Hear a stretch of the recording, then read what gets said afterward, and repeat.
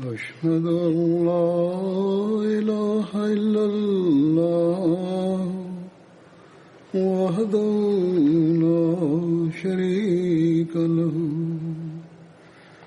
وأشهد أن محمدا عبده ورسوله أما بعد فأعوذ بالله من الشيطان الرجيم بسم الله الرحمن الرحيم الحمد لله رب العالمين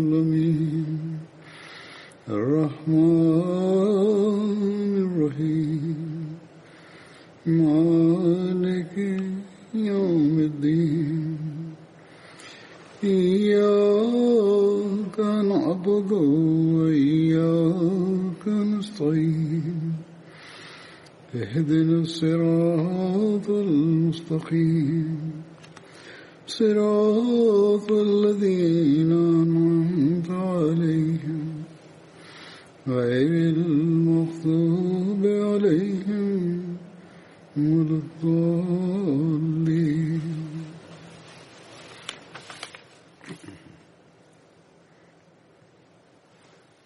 गुज़िरियल ख़ुतबे में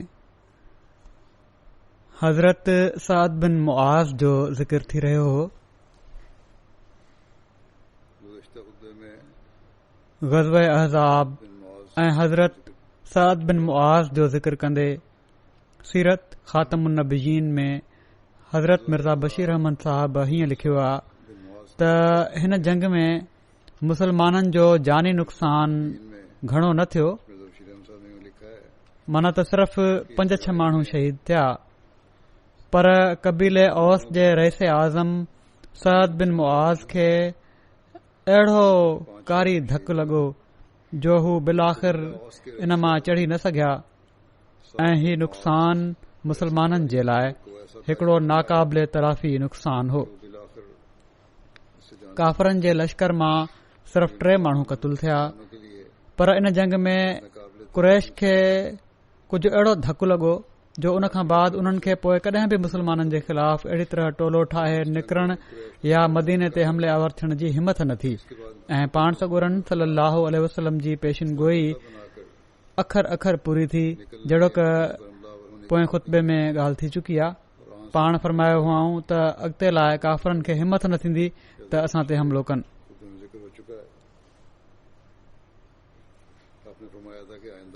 हज़रत साद बिन मुआज़ खे ग़ज़वे खंदक जे मौक़े ते कराई में धकु लॻो, इन सां संदन शहादत थी।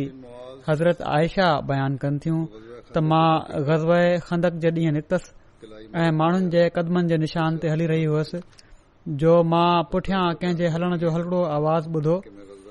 मां पोइते मोटी ॾिठो त हज़रत साद बिन मुआज़ पंहिंजे भाइटे हारिस बिन औस सां गॾु ढाल उन्हनि खे पातल हुई। मां ज़मीन ते वेही रहियसि। हज़रत साद बिन मुआज़ मुंहिंजे भरिसां खां रजज़िया शेर पढ़ंदे लंघिया त लबिस कलीलन युद्रिकुल हैजा हमल मा अहसनल मौत इज़ा हानल अजल, त कुझु देर इंतज़ार कयो एसि ताईं जो हमल जंग जे लाइ हाज़िर थी वञे। मौत केॾो न भलो हूंदो आहे जॾहिं मुक़ररु कयल मियाद जो वक़्तु अची वियो हुजे। हज़रत आयशा फरमाइनि थियूं त हज़रत साद बिन मुआज़ जे बदन ते हिकड़ी ज़रह हुई जंहिं मां संदन 2 पासा ॿाहिरि हुआ, माना त जिस्म वज़नी हुअण जे करे, मोकरो हुअण जे करे इन मां ॿाहिरि निकिरी रहियो हुयो। चवनि थियूं मूंखे हज़रत साद जे 2 पासनि जे ज़ख़्मी थियण जो खुटको थियो। इन ॻाल्हि ते जेके ज़रा खां ॿाहिरि आहिनि 2 पासा, हज़रत साद कद जा ड्रिघा ऐं अज़ीमुल जुस्सा माण्हुनि मां हुआ। हज़रत साद बिन मुआज़ खे इब्न अरेका ज़ख़्मी कयो हो। इब्न अरेका जो नालो हब्बान बिन अब्दे मुनाफ़ हुयो। इब्न अरेका कबीले बनू आमिर बिन लोई सां तालुक़ रखंदो हुयो। इब्न अरेका उन जे वालिद जो नालो हो। बिन अब्द मुनाफ था। कबीला बनू आमिर बिन लोई से ताल्लुक रखता था। अरेका उसके वालिद। हज़रत जाबिर खां रिवायत आहे, हू चवनि था त हज़रत साद बिन मुआज़ जी बांह जी रग में तीर लॻो त रसूलुल्लाह सल्लल्लाहु अलैहि वसल्लम पंहिंजे हथ सां तीर कढी के बाजू की रग पे तीर लगा। नोक सां उन खे पोइ बाद में तीर के वढे ॾंभे छॾियो। अपने हाथ से तीर के फल को उन ज़ख़्म खे वढे ॾंभे छॾियो। पोइ उहो सुजी वियो। फल से उसको फिर बाद में पाण उन खे ॿीहर कटे ॿीहर ॾंभे छॾियाऊं। उस जख्म को काट कर दाग दिया। फिर वो सूज गया। आपने उसे दोबारा काट कर दोबारा दाग दिया। जेको ज़ख़्म लॻो हुयो तीर जी नोक सां ई उन खे कटियूं ऐं पोइ ॾंभ ॾिनऊं। हज़रत आयशा फरमाइनि थियूं त मुशरिकनि मां हिकिड़ो शख़्स इब्न अरेका हज़रत साद बिन मुआज़ खे तीर हणी रहियो हुयो। उन हिकिड़ो तीर हणंदे चयो, हीउ वठि, मां इब्न अरेका आहियां। उहो तीर हज़रत साद जी बांह जी रग में लॻो। ये लो ज़ख़्मी थियण ते हज़रत साद अल्लाह ताला खां हीअ दुआ कई त ए अल्लाह, मूंखे उन वक़्त ताईं मौत न ॾिजांइ जेसि ताईं जो तूं बनू कुरैज़ा खां मुंहिंजी तसली न कराए वठी। दुआ की कि अल्लाह हज़रत आयशा खां मरवी आहे त खंदक जे ॾींहुं कि तू हज़रत साद खे धकु लॻो। कुरैश जे हिकिड़े शख़्स हब्बान बिन अरेका संदन कराई ते तीर हयो हुयो। रसूलुल्लाह सल्लल्लाहु अलैहि वसल्लम मस्जिद में उन्हनि जे लाइ आपकी कलाई पर तंबू हणायो त जीअं वेझो रही उन्हनि जी इयादत करे सघनि। हज़रत आयशा खां मरवी आहे त हज़रत साद जो ज़ख़्म सुकी ठीकु थियण लॻो त उन्हनि दुआ कई त ए अल्लाह, तूं ॼाणे थो त मूंखे तुंहिंजी वाट में इन क़ौम जे ख़िलाफ़ जहाद करण खां वधीक करे का शइ वधीक महबूब नाहे जंहिं तुंहिंजे रसूल खे कूड़ो कयो ऐं उन खे कढी छॾियाऊं। इस कौम के खिलाफ ए अल्लाह, मां सम्झां थो त तूं असांजे ऐं उन्हनि जे विच में जंग जो ख़ात्मो करे छॾियो आहे। और उसे निकाल दिया। जेकॾहिं कुरैश जी जंग मां कुझु रहे थो त मूंखे उन्हनि जे मुक़ाबले जे लाइ ज़िंदा रख। जंग का जेकॾहिं अञा वधीक कुझु जंगियूं थियणियूं आहिनि त पोइ मूंखे ज़िंदा रख उन वक़्त ताईं त जीअं मां तुंहिंजी वाट में उन्हनि सां जहाद करे सघां। ऐं जेकॾहिं तूं असांजे ऐं उन्हनि जे विच में जंग जो ख़ात्मो करे छॾियो आहे ताकि मैं तेरी राह में उनसे जिहाद कर सकूं। जहिड़ी तरह जो मुंहिंजी सोच आहे त पोइ मुंहिंजी रग खोले छॾ ऐं हिन ज़ख़्म खे मुंहिंजी शहादत जो ज़रियो बणाए छॾ। हज़रत आयशा फरमाइनि थियूं त ज़ख़्म उन ई राति फाटी पियो ऐं उन मां रतु वही निकितो। मस्जिद नबवी में बनू गफ़ार जा माण्हू तंबू में रहनि पिया। रतु वही जॾहिं उन्हनि वटि पहुतो त हू डिॼी विया। मस्जिद नबवी में बनू गफ़ार के लोग माण्हुनि चयो, मज़न थे। ए तंबू वारो, हीउ रतु छाजो आहे जेको तव्हां जे पासे खां असां ॾांहुं अचे पियो थो? लोगों ने कहा छा था ॾिसनि त हज़रत साद जे ज़ख़्म मां रतु वही रहियो हुयो ऐं इन ई सां उन्हनि जी वफ़ात थी वई। हज़रत इब्न अब्बास खां मरवी आहे त जॾहिं हज़रत साद बिन मुआज़ जो रतु वहण लॻो त रसूलुल्लाह सल्लल्लाहु अलैहि वसल्लम उथी उन्हनि ॾांहुं विया ऐं उन्हनि खे पाण सां चिंबड़ाए छॾियऊं। साद बिन मुआज़ का रतु रसूलुल्लाह सल्लल्लाहु अलैहि वसल्लम जे चेहरे ऐं ॾाढ़ी ते लॻी रहियो हुयो। जहिड़ी तरह को शख़्स हुज़ूर खे रत खां बचाइण चाहे पियो, माना त जहिड़ी तरह उहो वेही रहियो हुयो, कोशिशि हुई माण्हुनि जी त हुज़ूर ते रतु न लॻे।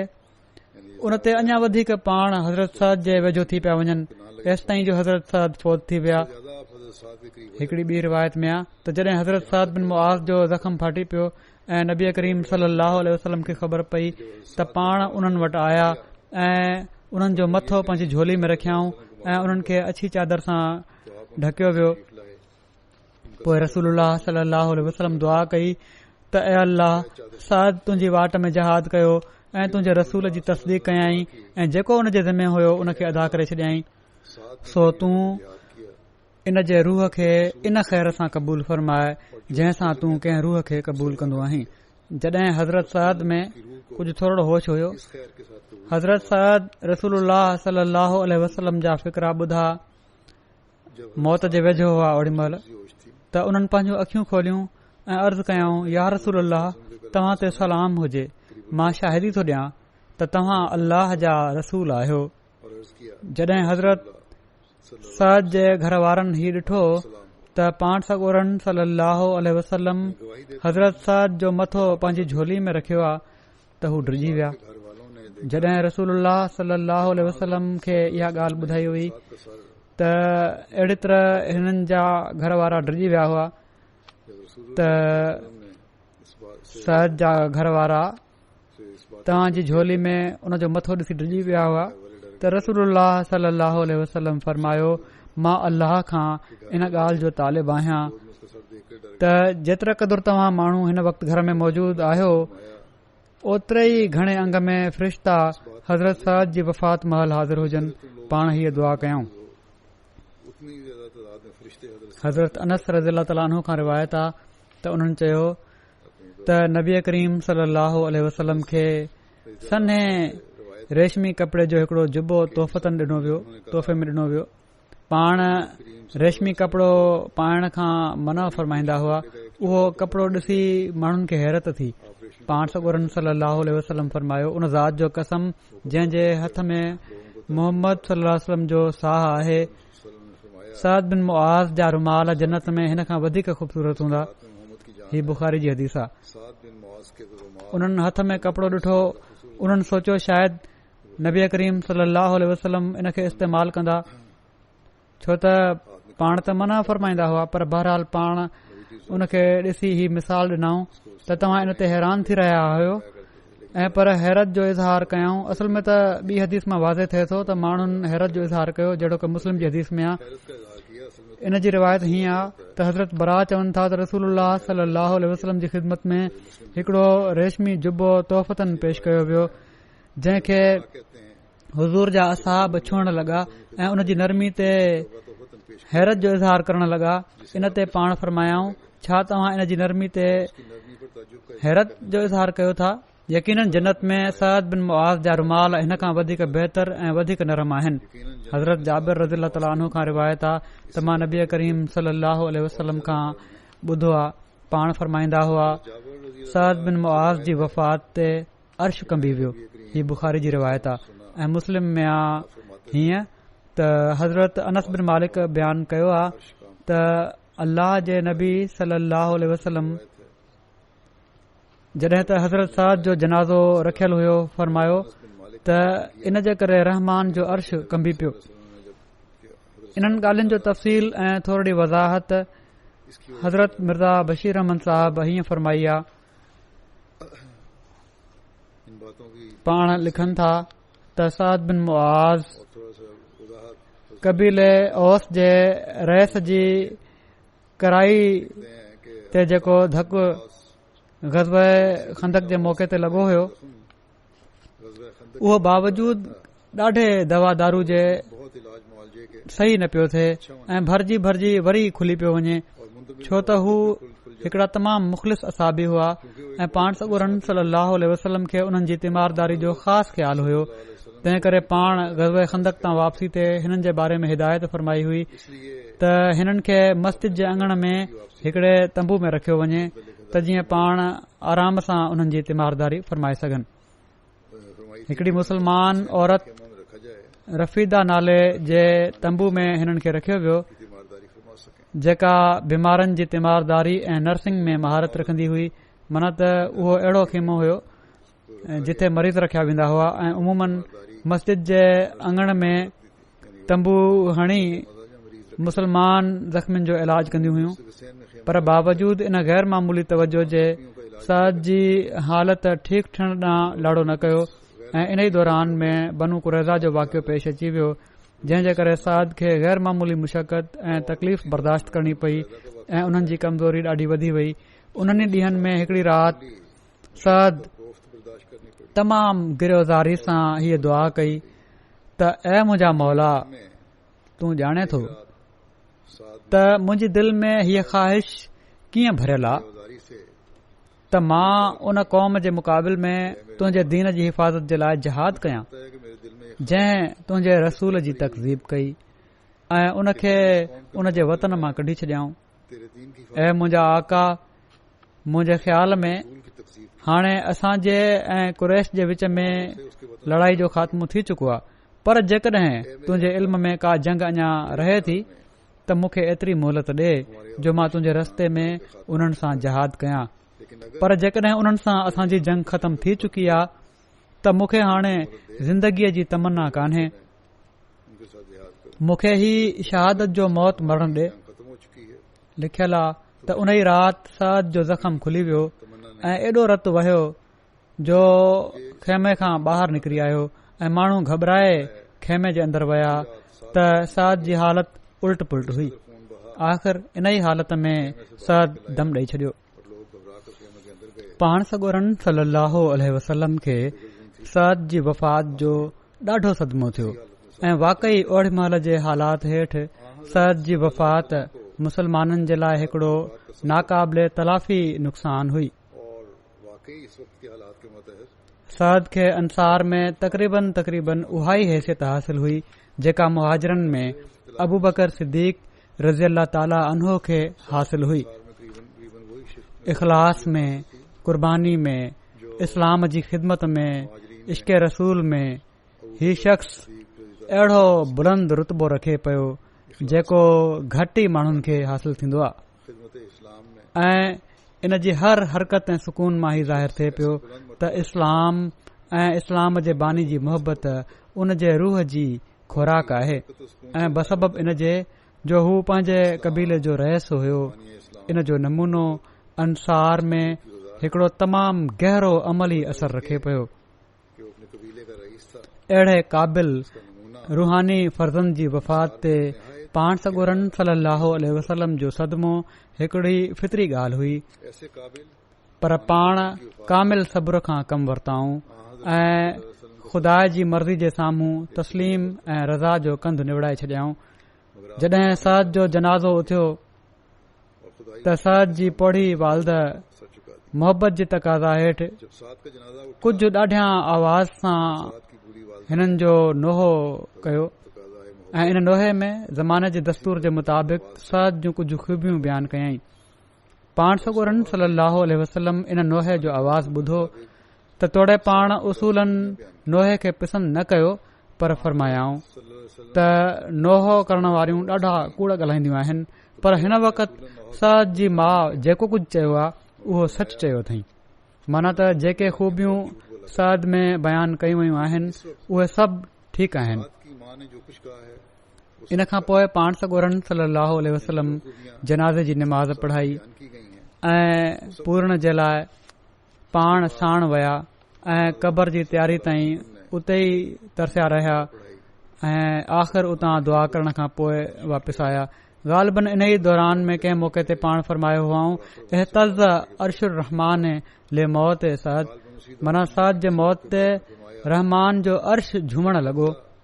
अशुर रहमान ले मौत साद बाक़ी उन्हनि ही तर्जुमो कयो आहे त ॾकी पियो या कंबी वियो, पाण लिखियो अथनि त झूमण लॻी पियो, माना त आलम आख़िरत में ख़ुदा जी रहमत ख़ुशीअ सां साद जे रूह जो इस्तक़बाल कयो। यानी अर्श जे झूमण मां ही मुराद आहे। खुशी के साथ वॾे वक़्त खां पोइ जॾहिं हुज़ूर वटि कंहिं हंधा कुझु रेशमी कपड़ा तोहफ़े तौरु आया त किन असहाबनि उन्हनि खे ॾिसी उन्हनि जी नरमी ऐं मुलायमत जो वॾी हैरत सां ज़िक्र कयो ऐं उन खे हिकड़ी गैर मामूली शइ सम्झाऊं त पाण सॻोरन सल्लल्लाहु अलैहि वसल्लम फरमायो, छा तव्हां इन जी नरमीअ ते हैरान था थियो? ख़ुदा जो कसम, जन्नत में साद जूं चादरूं हिननि खां तमामु घणियूं नरम ऐं तमामु घणियूं भलियूं आहिनि। अधु हदीसुनि में जेके ज़िक्र थियूं आहिनि पहिरियां बुखारी ऐं मुस्लिम जूं, उते रुमाल जो ज़िक्र आहे। हज़रत मिर्ज़ा बशीर अहमद साहिब हिते चादरूं इन जो तर्जुमो कयो आहे। बहरहाल कपड़े खे बि चइबो आहे जेको लफ़्ज़ इस्तेमालु थियो आहे अरबी जो उन जे लिहाज़ खां। रुमाल का जिक्र है, मेरे बशीर अहमद साहब ने चादर का तर्जुमा किया है। हज़रत साद जी वालदा संदन गम में रोंदे ही शेर पढ़ी रहियूं हुयूं, वैलो उम्मे सादिन सादा वालदा बरातऊं व नजदा बाद अयादिन यालहू व मजदा मुक़दमन सुद्द बिही मसद्दा। बरातन व नजदा उम्मे साद खे साद जी जुदाई ते अफ़सोस आहे जेको ज़हानत ऐं शुजात जो पैकर हुयो, जेको बहादुरी ऐं शराफ़त जो मुजस्मो हुयो। जो जहानत उन मोहसिन जी बुज़ुर्गी जी छा ॻाल्हि कजे जेको समूरा खाल भरण वारो सरदार हुयो। इन ते रसूलुल्लाह सल्लल्लाहु अलैहि वसल्लम फरमायो कुल्लुल बवाकी यकज़िबन इल्ला उम्म साद, त कंहिं मरण ते हर रोअण वारी कूड़ ॻाल्हाईंदी आहे, गैर ज़रूरी वधा खां कमु वठंदी आहे सवाइ साद जी वालदा जे। तबकातुल कुबरा जो ही हवालो आहे। हज़रत साद थुल्हा मतारा माण्हू हुआ। जॾहिं उन्हनि जो जनाज़ो खयो वियो त मुनाफ़िक़ चवण लॻा त असां कंहिं माण्हू जो जनाज़ो एतिरे क़दुरु हल्को नाहे ॾिठो जेतिरो हज़रत साद जो हुयो। हाणे ही चवंदा पिया वञनि त अहिड़ो उन्हनि जे बनू कुरैज़ा जे बारे में फ़ैसिले जे करे थियो आहे, माना त उनखे मनफ़ी रंग ॾियणु चाहिनि पिया। रसूलुल्लाह सल्लल्लाहु अलैहि वसल्लम खे जॾहिं इन बारे में ॿुधायो वियो त पाण फरमायाऊं त उन ज़ात जो कसम जंहिं जे कब्ज़े कुदरत में मुंहिंजो साह आहे, साद जो जनाज़ो जेको तव्हां खे हल्को लॻो उहो इन लाइ जो साद जो जनाज़ो मलाइकनि खे खयल हुयो। हिकड़ी ॿी रिवायत जे मुताबिक़ पाण सॻो रन सल्लल्लाहु अलैहि वसल्लम फरमायो त 70,000 मलाइक साद बिन मुआज़ जे जनाज़े ते हाज़िर आहिनि जेके अॼु खां अॻु कॾहिं बि ज़मीन ते नाहिनि लथा। हज़रत आयशा खां मरवी आहे त मां रसूलुल्लाह सल्लल्लाहु अलैहि वसल्लम खे हज़रत साद बिन मुआज़ जे जनाज़े जे अॻियां अॻियां हलंदे ॾिठो। हज़रत अबू सईद खुदरी बयानु कनि था त मां उन्हनि माण्हुनि में शामिल हुयुसि जन जन्नतुल बकी में हज़रत साद बिन मुआज़ जी क़बर खोटरी हुई। जॾहिं असां मिट्टी जो को हिसो खोटरियूं पिया त मुश्क जी खुशबू पई अचे, एसि ताईं जो असां लहद ताईं पहुची वियासीं। जॾहिं असां क़बर खोटरे चुकासीं त रसूलुल्लाह सल्लल्लाहु अलैहि वसल्लम आया।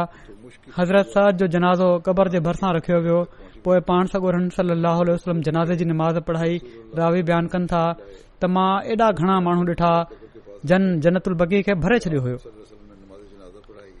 अब्दुर्रहमान बिन जाबिर पंहिंजे वालिद खां रिवायत कनि था त जॾहिं हज़रत साद जी क़बर तयार थी वई त 4 माण्हू हारिस बिन औस, उसैद बिन हुज़ैर, अबू नायला, सिलकान बिन सलामा ऐं सलमा बिन सलामा बिन वख्श हज़रत साद जी क़बर में लथा।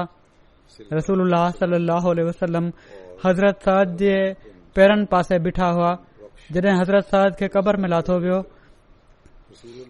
त पाण सॻोरन सल्लल्लाहु अलैहि वसल्लम जे चेहरे जो रंग तब्दील थी वियो। पाण 3 भेरा सुभान अल्लाह चयाऊं।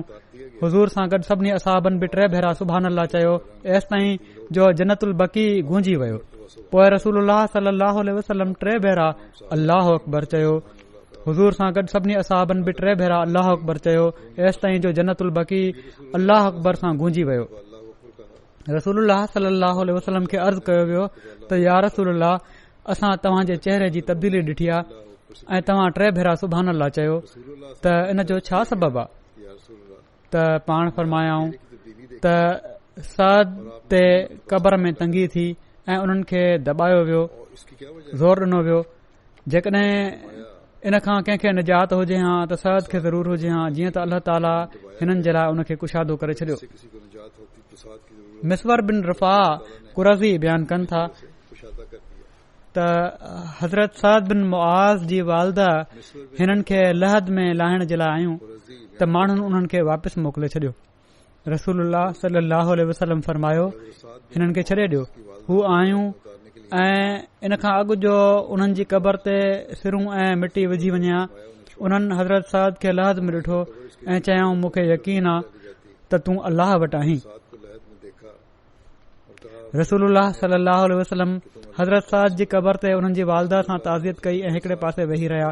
मुसलमाननि क़बर ते मिटी विझी उनखे लेवल करे छॾियो ऐं उन ते पाणी हारे छॾियऊं त रसूलुल्लाह सल्लल्लाहु अलैहि वसल्लम क़बर जे भरिसां आया ऐं कुझु देर उते बीठा ऐं पोइ दुआ कयाऊं ऐं वापसि हलिया विया। हज़रत आयशा खां मरवी आहे त रसूलुल्लाह सल्लल्लाहु अलैहि वसल्लम ऐं संदन बिन साथियुनि हज़रत अबू बकर ऐं हज़रत उमर खां बाद मुसलमाननि खे कंहिंजी जुदाई एॾी ॾुखी न लॻी हुई जेतिरी हज़रत साद बिन मुआज़ जी। हज़रत साद बिन मुआज़ जी उमिरि वफ़ात महल 37 साल हुई। रसूलुल्लाह सल्लल्लाहु अलैहि वसल्लम फरमायो हज़रत साद जी वालदा खे, छा तुंहिंजो गम ख़तम न थींदो ऐं तुंहिंजा ॻोढ़ा न बीहंदा? छो त तुंहिंजो पुटु उहो पहिरियों शख़्स आहे जंहिं जे लाइ अल्लाह ताला मुरकियो ऐं जंहिं जे लाइ अर्श कंबी वियो। जॾहिं रसूलुल्लाह सल्लल्लाहु अलैहि वसल्लम हज़रत साद खे दफ़न कयो ऐं उन्हनि जे जनाज़े तां मोटिया त संदन ॻोढ़ा संदन ॾाढ़ी ते वेही रहिया हुआ। हज़रत साद बयानु कयो, मां बेशक कमज़ोर आहियां। हिकड़ी रिवायत आहे हज़रत साद जे हवाले सां आहे, बेशक कमज़ोर आहियां पर टिनि ॻाल्हियुनि में मां तमामु मज़बूत आहियां। जेके ॻाल्हियूं उन्हनि ॿुधायूं पंहिंजूं त कहिड़ियूं ॻाल्हियूं आहिनि, मुंहिंजे अंदर टे तमामु कमज़ोर इंसान आहियां, पर ही टे ॻाल्हियूं आहिनि जेके मुंहिंजे अंदर तमामु पकियूं आहिनि ऐं उन्हनि ते मां अमल कंदो आहियां। पहिरीं हीअ त मां रसूलुल्लाह सल्लल्लाहु अलैहि वसल्लम खां जेको ॿुधो उन खे सच सम्झियो, को कॾहिं बि उन्हनि खे न थियो इनकबाज़। ॿियो ही त मां पंहिंजी निमाज़ खां अलावा को ॿियो ख़्यालु अचणु न ॾिनो एसि ताईं जो निमाज़ मुकमल करे वठां। वॾी तवजो सां निमाज़ पढ़ंदा हुआ। टियों ही त को जनाज़ो हाज़िर न थींदो हुयो, पर मां पंहिंजो पाण खे उन जी जॻह ते मुअल समझी सोचींदो आहियां त हू छा चवंदो ऐं उन खां छा पुछियो वेंदो, ॼण त उहे सुवालो जवाब मूंखां थी रहिया आहिनि। आख़िरत जो फिक्र हो। हज़रत आयशा फरमाईंदी हुयूं त अंसार जा टे माण्हू अहिड़ा हुआ जेके सभई बनू अब्दुल अशल मां हुआ।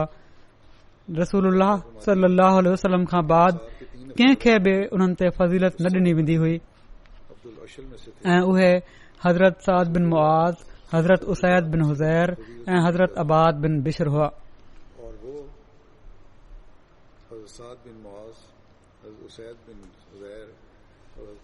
हाणे अॻिले जन असाबी जो ज़िक्र आहे, उन्हनि जो नालो आहे हज़रत साद बिन अबी वकास। हज़रत साद जी कुनियत अबू इसहाक हुई। संदन वालिद जो नालो मालिक बिन उहैब, जॾहिं त किन रिवायतुनि में मालिक बिन वहैब बि बयानु थियो आहे। संदन वालिद पंहिंजी कुनियत अबू वकास जे करे वधीक मशहूर आहिनि, तंहिं करे हिननि जो नालो साद बिन अबी वकास बयानु कयो वञे थो। संदन वालदा जो नालो हमना बिनते सुफियान हो। हज़रत साद बिन अबी वकास जो तालुक कुरैश जे कबीले बनू ज़ोरहा सां हुयो। हज़रत साद बिन अबी वकास उन्हनि 10 असाबिन मां आहिनि जिन खे रसूलुल्लाह सल्लल्लाहु अलैहि वसल्लम पंहिंजी ज़िंदगीअ में जन्नत जी बिशारत ॾिनी हुई। हिननि 10 असाबनि खे अशरा मुबशरा चइबो आहे ऐं हज़रत साद बिन अबी वकास हिननि मां सभिनी खां आख़िर में फ़ौत थिया।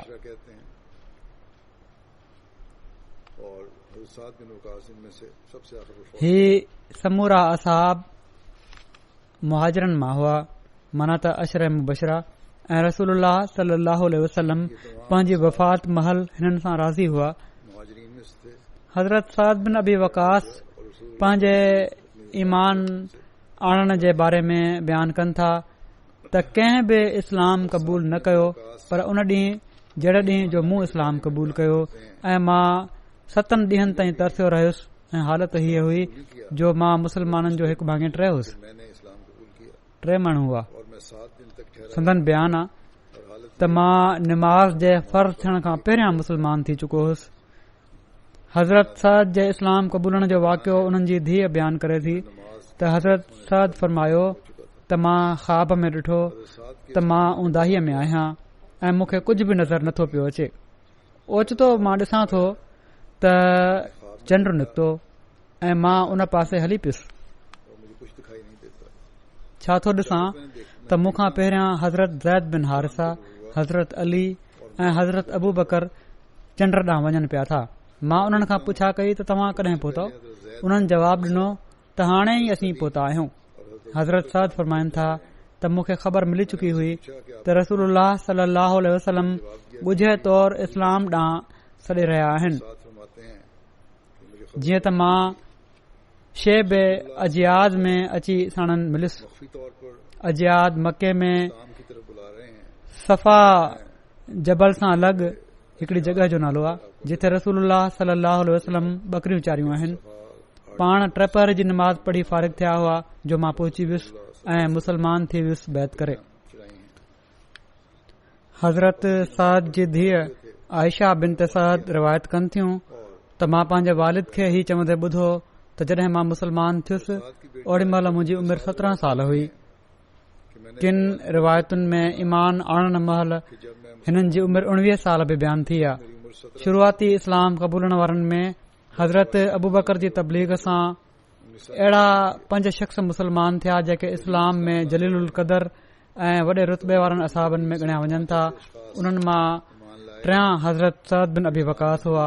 ही सीरत ख़ातमुन नबीन में जेको लिखियल आहे उन मां जेको अख़ज़ कयो वियो आहे, जेके उन वक़्तु बिल्कुलु नौजवान हुआ. माना त ओड़ी महिल उन्हनि जी उमिरि 19 साल हुई. ही बनू ज़ोहरा मां हुआ ऐं तमामु दिलेर ऐं बहादुर हुआ. हज़रत उमर जे ज़माने में इराक़ हिननि जे ई हथ ते फतह थियो ऐं अमीर मुआविया जे ज़माने में फ़ौत थिया हुआ. हज़रत सअद बिन अबी वक़ास नबी करीम सल्लल्लाहु अलैहि वसल्लम खां केतिरियूं ई रिवायतूं बयानु कयूं आहिनि. हज़रत सअद जा पुट मुसब बयानु कनि था त मुंहिंजे वालिद सअद मूंखे ॿुधायो त मुंहिंजी माउ कसम खयो हुयो, माना त हज़रत सअद जी माउ, त हू हिननि सां कॾहिं बि न ॻाल्हाईंदी एसि ताईं जो हू पंहिंजे दीन खां इनकार करे छॾे, माना त इस्लाम खां फिरी वञनि. जीअं त न हू खाईंदी हुई न पीअंदी हुई. चवनि था त मुंहिंजी माउ चयो, तूं बयानु कंदो आहीं त अल्लाह ताला तोखे पंहिंजे वालदेन सां एहसान जो ताकीद करे थो. तूं चईं थो न त तुंहिंजो दीन ही चए थो त अल्लाह ताला चयो आहे त पंहिंजे वालदेन सां एहसान कर ऐं इन जो ताकीद कयो वञे थो. मां तुंहिंजी माउ आहियां ऐं मां तोखे इन जो हुकुम ॾियां पई थी त हाणे इन खे छॾे ॾे ऐं मुंहिंजी जेका मां चवां थी उहा ॻाल्हि मञ. रावी चवनि था 3 ॾींहनि ताईं हू इन हालत में रही एसि ताईं जो कमज़ोरी जे करे हिननि ते गशी तारी थी वई. पोइ हिननि जो पुट जंहिंखे उमारा चयो वेंदो हुयो उथी बीठो ऐं उन्हनि पाणी पीआरियो. पोइ हू सअद खे बददुआ ॾियण लॻियूं. जॾहिं होश आहिनि तॾहिं अल्लाह अज़ वजल क़ुर में ही आयत लाथी त ववसैनल इंसान बिवालिदैहि हुस्ना, त असां इंसान खे उन जे वालदेन जे हक़नि में एहसान जी ताक़ीदी नसीहत कई आहे. ववसैनल इंसान बिवालिदैहि हुस्ना ही अनकबूत जी आयत आहे ऐं पोइ सूरह लुकमान में ही आहे त व इन जाहदाक अला अन तुशरिक बी, जेकॾहिं हू ॿई तोसां झेड़ो कनि त तूं मुंहिंजो शरीक करार ॾे त इताअत न कर. व इन जाहदाक अला अन तुशरिक बी, पोइ उन्हनि जी ॻाल्हि नाहे मञणी. जेकॾहिं हू चवनि तूं मुंहिंजो शरीक करार ॾे त पोइ उन्हनि जी इताअत नाहे करणी. ऐं इन में पोइ ही बि आयो आहे अॻिते त व साहिब हुमा फिद दुनिया मअरूफा, ॿिन्ही सां दुनिया में दस्तूर जे मुताबिक़ रफ़ाक़त जारी रख, उन्हनि सां तालुक़ रख, उन्हनि सां नेकी कर. ही जेकॾहिं जहिड़ो शिरक जे बारे में करणो आहे त पोइ ॻाल्हि नाहे मञणी. ही तफ़सीली ॻाल्हि जेका आहे पूरी अहिड़ी तरह अॻिते हले थी मज़मून जे. पर जेके दुनिया जा मामला आहिनि उन्हनि में हिननि सां रफ़ाक़त जारी रखो. व साहिब हुमा फिद दुनिया मारूफ़ा, उन्हनि सां तालुक़ रखो, उन्हनि सां नेकी कयो.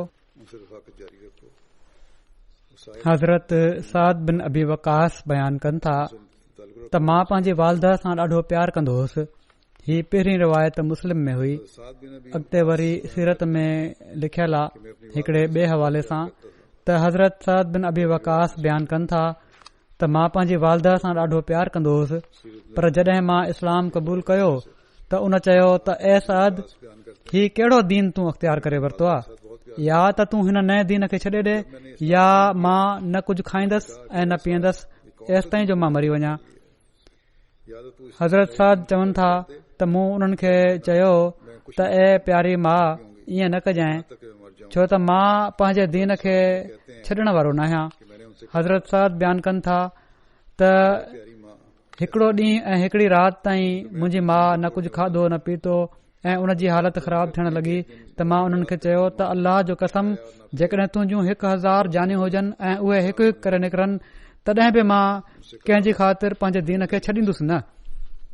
जॾहिं हिननि जी वालदा ही ॾिठो त खाइण पीअण शुरू करे ॾिनई तब भी मैं किसी इन मौके ते अल्लाह ताला हीअ आयत नाज़िल फरमाई जबकि आप व इन जाहदाक अला अन तुशरिक बी मा लैस लक बिही इल्मुन फला तुतिहुमा व साहिबहुमा फिद दुनिया मारूफा माना त जेकॾहिं हू ॿई तोसां बहस कनि फला तो ते त तूं कंहिंखे मुंहिंजो शरीक मुक़रर कर दुनिया मारूफ जंहिंजो तोखे को इल्मु नाहे दोनों तो इससे बहस करें मा लैस लक बिही इल्मुन मुकर करें को इल्मु नाहे कोई इल्म नहीं फला तुतिहुमा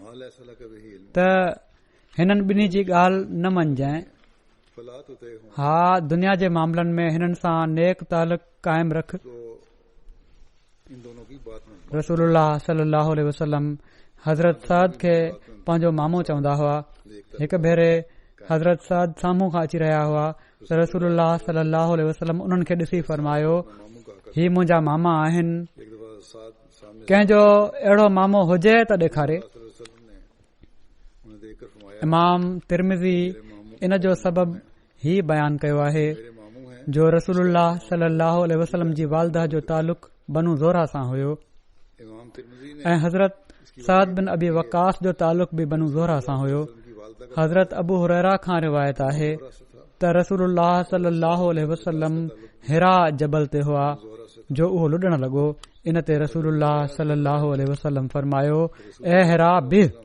छो त तो ते नबी या सिद्दीक़ या शहीद खां अलावा कोन आहे रसूलुल्लाह सल्लल्लाहु अलैहि वसल्लम ने फरमाया ऐं इन जबल ते ओड़ी महिल नबी करीम सल्लल्लाहु अलैहि वसल्लम हज़रत अबू बकर हज़रत उमर हज़रत उस्मान हज़रत अली हज़रत तलहा बिन उबैदुल्लाह हज़रत ज़ुबैर बिन अवाम हज़रत साद बिन अबी वकास हुआ हज़रत उस्मान मुस्लिम जी हीअ रिवायत आहे हज़रत तलहा बिन उबैद इस्लाम जे शुरूआती ॾींहनि में जॾहिं मुसलमान लिकी नमाज़ूं पढ़ंदा हुआ त हिकु भेरे हज़रत साद मके जी हिकड़ी माथिरी में कुझु असाबनि सां गॾु निमाज़ पढ़ी रहिया हुआ त मुशरिक उते आया ऐं उन्हनि मुसलमाननि ते टोकू करणु शुरू करे ॾिनियूं ऐं उन्हनि जे दीन माना त इस्लाम में विॾूं कढणु शुरू करे ॾिनऊं पहुंचे विॾूं कढणु चाहियूं एसि ताईं जो ॻाल्हि जहिड़े ताईं पहुची वई दीन हज़रत साद इस्लाम पर हिकड़े मुशरिक जे मथे में उठ जो हॾो डालने शुरू किए एॾे ज़ोर सां हयो जो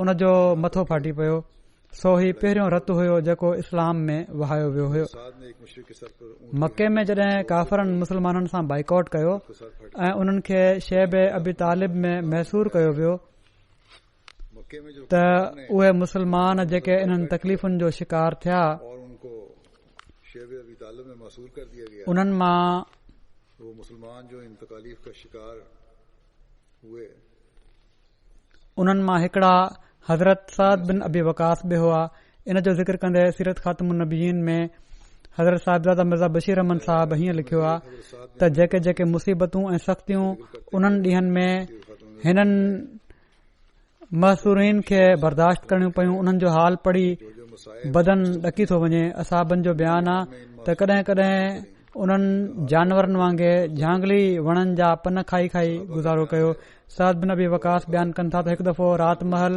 उन्हनि जो पेर कंहिं अहिड़ी शइ ते वञी पियो जेका आली ऐं नरम पई लॻे ग़ालिबन को कतल जो टुकड़ो हूंदो उन वक़्तु उन्हनि जी बुख जो ई आलम हुयो जो उन्हनि फौरन उहो खणी ॻीही वरितो ऐं हू बयानु कनि था त मूंखे अॼु ताईं ख़बर नाहे त उहा कहिड़ी शइ हुई उस वक्त उनकी भूख हिकड़े ॿिए मौके ते बुख जे करे उन्हनि जो ई हाल हुयो निकल लिया जो बयान करते हैं उन्हनि खे हिकड़ो सुको चम ज़मीन ते किरियल नज़र आयो एक दूसरे मौके त भूख के उन ई खे उन्हनि पाणी में नरम ऐं साफ़ कयो सूखा हुआ चमड़ा ऐं पोइ भुञी खाधो मिल गया ऐं 3 ॾींहं इन ई ग़ैबी ज़ियाफ़त ते गुज़ारियऊं मिल गया तो उसी को उन्होंने जॾहिं अल्लाह ताला मुसलमाननि खे हिजरत जो हुकुम ॾिनो उनको खाया त हज़रत साद बि मदीने ॾांहुं हिजरत फरमाई बसर किए ऐं उते पंहिंजे मुशरिक भाउ मुसलमानों उतबा बिन अबी वकास वटि क़याम कयो तो हजरत उतबा खां मके में हिकड़ो खून थी वियो हुयो जंहिं जे करे हू मदीने में अची आबाद थी वियो हुयो उतबा बिन अबी वकास के हज़रत साद अवलीन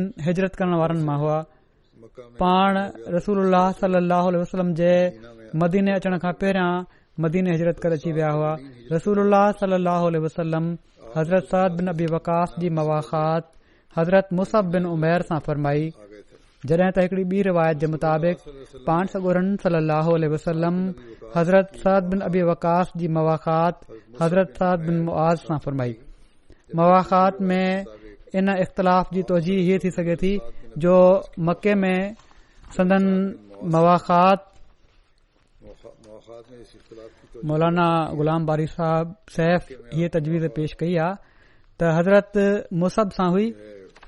मके में हिननि जी मवाख़ात हज़रत मुसब सां हुई ऐं मदीने में हज़रत सअद बिन मुआज़ सां हुई। हज़रत सअद कुरैश जे बहादुर शह सवारनि मां हुआ। ग़ज़वात में रसूलुल्लाह सल्लल्लाहु अलैहि वसल्लम जी हिफ़ाज़त ऐं दिफ़ा जी ज़िम्मेवारी जन असाबिन जे हवाले हूंदी हुई। उन्हनि मां हिकड़ा हज़रत सअद बिन अबी वकास बि हुआ। अबू इसहाक रिवायत कनि था त रसूलुल्लाह सल्लल्लाहु अलैहि वसल्लम जे असाबिन मां 4 शख़्स तमाम सख़्त हमले आवर हुआ। हज़रत उमर, हज़रत अली, हज़रत ज़ुबैर ऐं हज़रत सअद। मदीने ॾांहुं हिजरत खां पोइ मुसलमाननि खे काफ़रनि तरफ़ां हमले जो ख़ौफ़ ऐं परेशानी रहंदी हुई, जंहिं जे करे शुरू में मुसलमान अक्सर रातियुनि जो जाॻंदा हुआ ऐं रसूलुल्लाह सल्लल्लाहु अलैहि वसल्लम बि उमूमन रातियुनि जो जाॻंदा रहंदा हुआ। इन बारे में हिकड़ी रिवायत मिले थी त हज़रत आयशा बयान फरमाइनि थियूं त मदीने अचण जे ज़माने में हिकड़ी राति रसूलुल्लाह सल्लल्लाहु अलैहि वसल्लम सुम्ही न सघिया त पाण फरमायाऊं काश मुंहिंजे असाबिन मां को नेक माण्हू अॼु राति मुंहिंजो पहरो ॾे।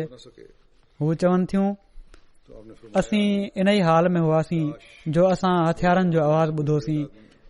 पाण सॻोरन सल्लल्लाहु अलैहि वसल्लम फरमायो केरु आहे? उन्हनि अर्ज़ कयो ॿाहिरां आवाज़ ही आयो। अचण वारे ही अर्ज़ कयो त सअद बिन अबी वकास, त मां सअद बिन अबी वकास आहियां। रसूलुल्लाह सल्लल्लाहु अलैहि वसल्लम उनखे फरमायो तूं हिते कीअं आहीं? उन्हनि चयो मुंहिंजी दिलि में रसूलुल्लाह सल्लल्लाहु अलैहि वसल्लम जे बारे में ख़ौफ़ पैदा थियो, तंहिं करे मां पाण सॻोरन सल्लल्लाहु अलैहि वसल्लम जे पहरे जे लाइ हाज़िर थियो आहियां। रसूलुल्लाह सल्लल्लाहु अलैहि वसल्लम सअद खे दुआ ॾिनी ऐं सुम्ही पिया।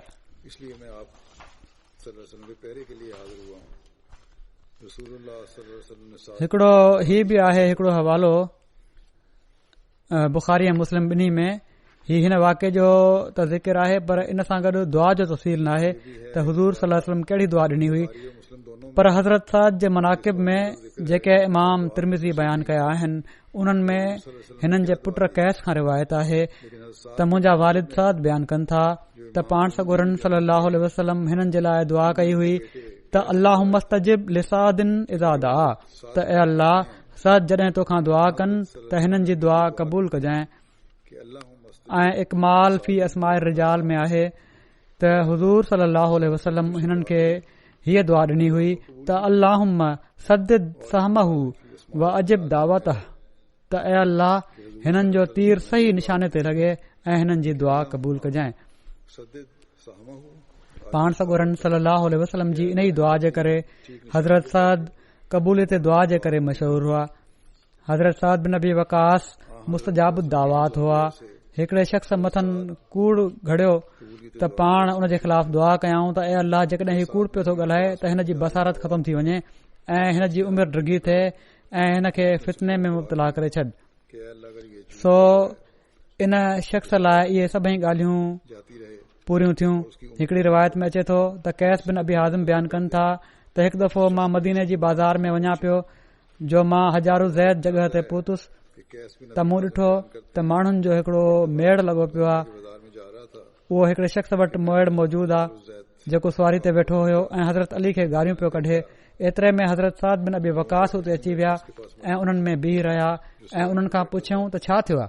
माण्हुनि जवाबु ॾिनो त ही माण्हू हज़रत अलीअ खे गारियूं पियो थो ॾे। हज़रत सअद अॻिते वधिया त माण्हुनि उन्हनि खे रस्तो ॾिनो एसि ताईं जो पाण उन जे साम्हूं वञी बीठा ऐं पुछियऊं ए शख़्स तूं छो हज़रत अली खे गारियूं पियो थो ॾीं? छा हू हुननि सभिनी खां पहिरियां इस्लाम नाहे क़बूलियो? छा हू पहिरियां शख़्स न हुआ जन रसूलुल्लाह सल्लल्लाहु अलैहि वसल्लम सां गॾु निमाज़ पढ़ी? छा हू माण्हुनि मां सभिनी खां वधीक मुतक़ी इंसान नाहिनि? छा हू माण्हुनि मां सभिनी खां वधीक इल्म वारा इंसान नाहिनि? पिण हज़रत सअद बयान कंदा विया एसि ताईं जो उन्हनि फरमायो छा रसूलुल्लाह सल्लल्लाहु अलैहि वसल्लम पंहिंजी धीउ जी हिननि सां शादी कराए बयान करते हिननि खे पंहिंजे ॼाटरे हुअण जो शर्फ़ न बख़्शियो हुयो? छा हू रसूलुल्लाह सल्लल्लाहु अलैहि वसल्लम सां गॾु गज़वात में झंडो खाइण वारा न हुआ? रावी चवनि था त इन खां पोइ हज़रत साद क़िबले ॾांहुं मुंहुं कयो ऐं दुआ जे लाइ हथु खयो ऐं दुआ कयाऊं त ए अल्लाह, जेकॾहिं हिन तुंहिंजे औलिया मां हिकड़े वली माना त हज़रत अली खे गारियूं ॾिनियूं आहिनि त तूं हिन मेड़ जे मुंतशिर थियण खां पहिरियां पंहिंजी कुदरत जो निशान ॾेखार।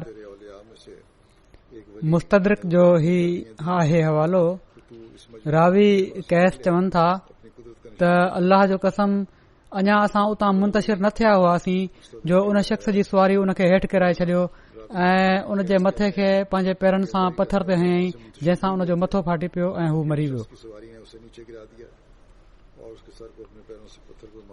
हज़रत साद जहिड़ी तरह नबी करीम सल्लल्लाहु अलैहि वसल्लम जी मदीने हिजरत खां फौरन बाद रात जो हिफ़ाज़त कई हुई, हिननि जो अहिड़े क़िस्म जो हिकड़ो ॿियो वाक़ियो ग़ज़वा खंदक जे मौक़े ते बि तारीख़ में नज़र अचे थो। इन जो तज़किरो कंदे हज़रत मुस्लिम मऊद रज़ियल्लाहु ताला अन्हु बयान फरमाइनि था त हज़रत आयशा फरमाइनि थियूं त पाण पहरो ॾींदे थकिजी पिया हुआ, माना त पाण सॻुरा सलम जहिड़ी तरह ॿिया पहरो ॾेई रहिया हूंदा हुआ, असाब पाण बि असाबनि सां गॾु पहरो ॾींदा हुआ ऐं सीउ विचां साणा थी पवंदा हुआ, तॾहिं वापसि अची थोरी देर मूं सां गॾु सवड़ में लेटी पवंदा हुआ, पर जॾहिं जिस्म गरम थींदो हुन त पोइ वरी साॻे शिगाफ़ जी हिफ़ाज़त जे लाइ हलिया वेंदा हुआ। अहिड़ी तरह लाॻीतो जागण सां पाण हिकड़े ॾींहुं बिल्कुलु साणा थी पिया ऐं राति महल फरमायाऊं, काश हिन वक़्तु को मुख़लिस मुसलमान हुजे हा त मां आराम सां सुम्ही पवां हा। एतिरे में ॿाहिरां हज़रत साद बिन अबी वकास जो आवाज़ आयो। पाण पुछा कयाऊं, छो आयो आहीं? उन्हनि चयो, तव्हांजो पहरो ॾियण आयो आहियां। पाण फरमायाऊं, मूंखे पहरे जी ज़रूरत नाहे, तूं फलाणे हंधि वञ जिथे खंदक जो किनारो भॼी पियो आहे, वञ ऐं उन जो पहरो ॾे त जीअं मुसलमान महफ़ूज़ रहनि। जीअं त साद उन जॻह जो पहरो ॾियण हलिया विया ऐं पाण सॻोरा सल्लल्लाहु अलैहि वसल्लम पोइ कुझु देर जे लाइ सुम्ही पिया। हाणे बाक़ी हज़रत साद बिन अबी वकास जो ज़िक्र इनशा अल्लाह बाद में थींदो।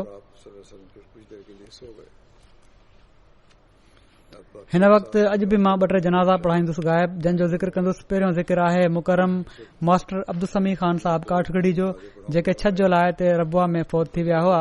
इन्ना लिल्लाहि व इन्ना इलैहि राजिऊन। 1937 में कादियान में पैदा थिया। हिननि जा वालिद अब्दुल रहीम साहब काठगढ़ी सिलसिले जे पुराणे ख़िदमत गुज़ारनि मां हुआ। हिननि जे ॾाॾे हज़रत चौधरी अब्दुल सलाम ख़ान साहब काठगढ़ी हज़रत मसीह मऊद अलैहिस्सलाम जे दस्ते मुबारक ते बैत करे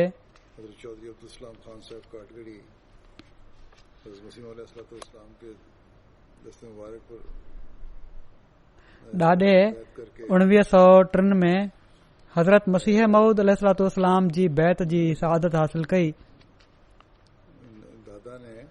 हथ ते बैत करे पाण असहाबी हुआ। शुरूआती तालीम त प्राइमरी जी मास्टर समी साहब जी कादियान में ई थी, पोइ पार्टीशन थी वई त मैट्रिक रबुआ अची कयाऊं। हिननि जी औलाद में हिकड़ो पुट ऐं 2 धीअरूं शामिल आहिनि। हिननि जी घरवारी 3-4 साल पहिरियां फौत थी वई हुई। 1960 में BSc करण खां पोइ 19 साल आरज़ी उस्ताद तौर तालीमुल इस्लाम स्कूल में पढ़ाइण शुरू कयाऊं। पोइ 1962 में B.Ed कयाऊं ऐं बाक़ायदा उस्ताद मुक़रर थिया। 1969 में पंजाब यूनिवर्सिटी मां M.Ed कयाऊं त सीनियर उस्ताद बणिजी विया। पोइ 1972 में पाण तालीमुल इस्लाम हाई स्कूल रबुआ जा हेडमास्टर मुक़रर थिया। पोइ स्कूल नेशनलाइज़ थी वियो। पोइ 1970 में हिननि जी बदिली, छो त उहो नेशनल स्कूल हुयो, त गवर्नमेंट पंहिंजे कंहिं ॿिए स्कूल में करे छॾी ॿाहिरि ऐं ही पोइ मुख़्तलिफ़ स्कूलनि में पढ़ाईंदा रहिया।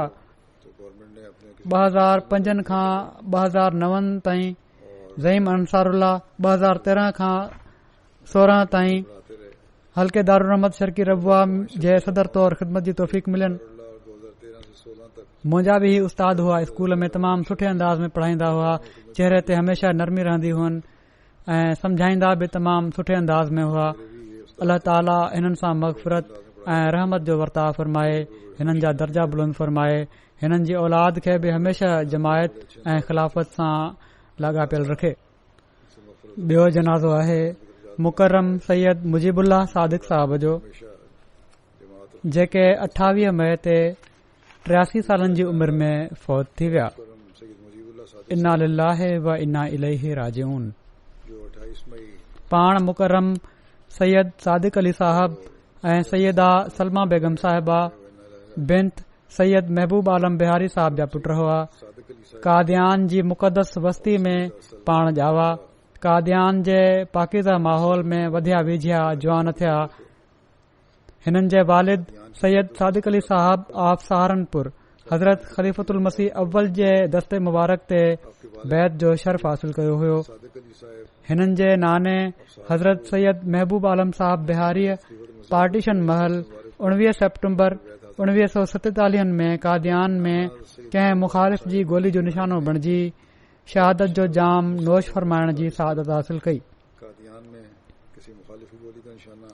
ऐं अहिड़ी तरह हिननि जे नाने जा भाउ सैयद महबूब आलम साहब ऑडिटर हुआ सदर जमन अहमदिया जा, ऐं उन्हनि खे ही बि एज़ाज़ हुयो त उन्हनि बिहार मां पंध कादियान हू पहुता ऐं बैत कई हुआ।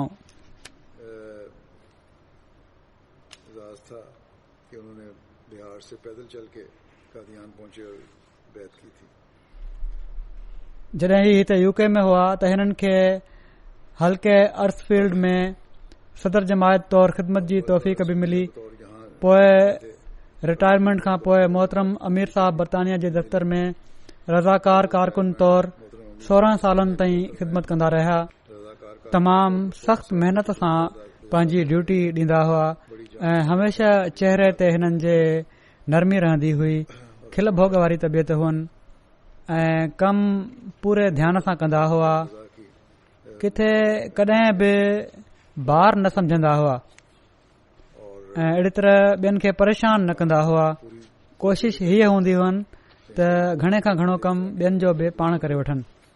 हिननि जी शादी मुकरमा आयशा सादिक साहिबा बिंत बाबू मोहम्मद आलम साहब रिटायर्ड स्टेशन मास्टर सां थी रबुआ में हुआ ऐं 1968 में हिननि जी घरवारी खे बि रबुआ में लजना जे मुख़्तलिफ़ शोबनि में कमु करण जी तौफ़ीक़ मिली। हिननि जा 2 पुट ऐं 2 धीअरूं आहिनि। डॉक्टर कलीमुल्ला सादिक साहब त MTA में काफ़ी रज़ाकार तौर ख़िदमत कंदा रहंदा आहिनि। अल्लाह ताला जे फज़ल सां ॾाढा तहजुद पढ़ंदड़ हुआ। उमरो करण जे लाइ विया। हिननि जे गोॾनि में ॾाढी तकलीफ़ हुई। हिननि जी घरवारी चए थी त बावजूद ही त हिननि खे बावजूद व्हील चेयर मुहैया करण जे हिननि चयो त मां त उमिरि जो सवाब वठणु चाहियां थो, इन लाइ पंधु ई हलंदुसि। अहिड़ी तरह पंहिंजे चंदनि जो बि ॾाढो फ़िक्र रहंदो हुन ऐं हिननि जे ॿारनि ऐं ॿियनि माण्हुनि काफ़ी माण्हुनि मूंखे ख़त लिखिया आहिनि। हिननि जूं खूबियूं बयानु कयूं अथनि। ॿार त खूबियुनि जो ज़िक्र कंदा ई आहिनि ऐं हिननि जा ॿार जहिड़ी तरह माशा अल्लाह जमायत सां जुड़ियल आहिनि, इन मां ज़ाहिर आहे त हिननि ख़िलाफ़त ऐं जमायत जी मोहबत ॿारनि जी दिलनि में पैदा कई आहे ऐं आला रंग में तरबियत कई अथनि। पर जहिड़ो क पाण सॻोरन सल्लल्लाहु अलैहि वसल्लम फरमायो आहे त इंसान जा पाड़ेसरी ऐं मिलण झुलण वारा जेके आहिनि उहे असुल शाहिद हूंदा आहिनि। उन जी नेकिन जा, उन जे किरदार जा, उन जी तस्दीक नेकिन जी तस्दीक करण वारा हूंदा आहिनि ऐं हीअ ॻाल्हि मुजीबुल्लाह सादिक साहब ते हक़ीक़त में सादिक अचे थी। हिननि जा पाड़ेसरी गैर मुस्लिम बि इन्हनि जी हू ख़िदमत कंदा रहिया ऐं पंहिंजे ॿारनि खां बि उन्हनि जी ख़िदमत कराईंदा रहिया। उन्हनि जी वफ़ात ते ॾाढा ॾुखयल हुआ। अहिड़ी तरह हिननि जी ऑफिस में गॾु कमु करण वारे हर शख़्स हिननि जी ख़ुशि मिज़ाजी ऐं कम में शौक़ ऐं संजीदगी ऐं की खुशमिजाज इन सां गॾु और काम में हर कारकुन जी ख़िदमत करण जी ख़ुसूसियत जो ज़िक्र कयो आहे. और कम बि कंदा हुआ ऐं माण्हुनि जी ख़िदमत बि कंदा हुआ. चांहि बि पीआरणी हुजे कंहिंखे त पाण पीआरींदा हुआ. मां जॾहिं इस्लामाबाद शिफ्ट थियो आहियां गुज़िरियल साल खिदमत भी करते थे. त हिननि खे जेको फ़िक्र हुयो जंहिंजो हिननि मूं सां मुलाक़ात में इज़हार कयो उहो ही फ़िक्र हुयुनि त हाणे असां हर हफ़्ते तव्हां जे पुठियां जुमो कीअं पढ़ंदासीं. त बहरहाल इन ते मां उन्हनि जी तसली कराई त इनशा अल्लाह अक्सर जुमा बैतुल फतूह में ई थींदा जुमा किस तरह पढ़ेंगे. ऐं जॾहिं इस्लामाबाद में थियनि त उते अची सघो था. हीअ ॻाल्हि ॿुधी पोइ हिननि जे चेहरे ते रौनक आई. इन ई लाइ उन्हनि पंहिंजे ॿारनि खे मस्जिद जे वेझो रखण जे लाइ बात सुन के फिर ख़लीफ़ुल मसीह राबे जी हिजरत खां पोइ उन्होंने मस्जिद फज़ल जे भरिसां घर वरितो अपने बच्चों को ऐं रोज़ानो 1 कलाक परे कम ते वेंदा हुआ त जीअं ॿार अटैच रहनि मस्जिद सां. ऐं इहो ई फ़िक्र हिननि खे हाणे बि हुयो रोजाना 1 घंटा त परे वञण जे करे हाणे जुमो कीअं पढ़बो. त बहरहाल तमामु मुख़लिस ऐं नेक इंसान हुआ. की फिक्र उनको की थी. वॾी वफ़ा सां हिननि पंहिंजी ज़िंदगी गुज़ारी ऐं हीअ वफ़ा पंहिंजे ॿारनि में पैदा करण जी कोशिश कयऊं. इंतहाई मुख़लिस और नेक इंसान अल्लाह ताला हिननि सां मग़फ़िरत ऐं रहम जो वर्ताव फरमाए. हिननि जा दर्जा बुलंद फरमाए ऐं हिननि जे ॿारनि खे बि हमेशा ख़िलाफ़त ऐं जमायत सां हिननि जी ख़्वाहिश जे मुताबिक़ फरमाए. इनके ऐं पर इन खां वधी करे लाॻापियल रहण जी तौफ़ीक़ अता फरमाए. हिननि जी घरवारी खे बि पंहिंजी हिफ़ाज़त में रखे ऐं सुकून ऐं तस्कीन जा सामान पैदा फरमाए. टियों जेको जनाज़ो आहे उहो उन जो ज़िक्र त मां पहिरियां बि करे चुको आहियां. गुज़िरियल जुमे रहिजी वियो हुयो. असांजे पुराणे कारकुन ऐं असीर राहे मौला राणा नईमुद्दीन साहब जो में रह गया था. हिननि जो बि जनाज़ो हिननि जनाज़नि में जेके इनशा अल्लाह जेके अदा कंदुसि जुमे खां पोइ उन्हनि में शामिल हूंदो. अल्लाह ताला हिननि सभिनी सां मग़फ़िरत ऐं रहम जो वर्ताव फरमाए. इन जनाज़ों में इंशाल्लाह जो अदा करूंगा जुमे के बाद में शामिल होगा. अल्लाह ताला इन सब के साथ मग़फ़िरत और रहम का सलूक फरमाए.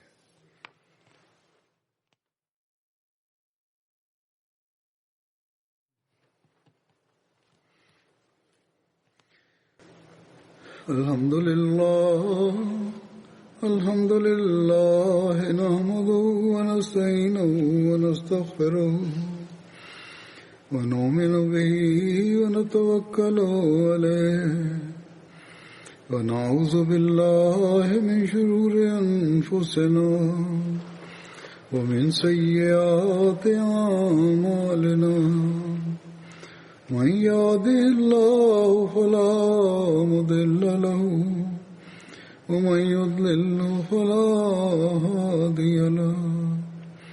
ونشهد أن لا إله إلا الله ونشهد أن محمدا عبده ورسوله.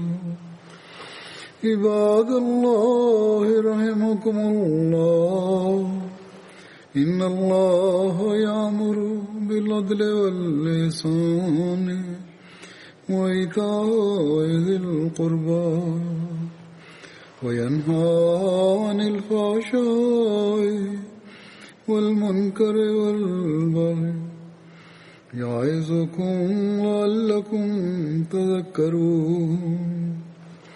اذكروا الله يذكركم وادعوه يستجب لكم ولذكر الله أكبر.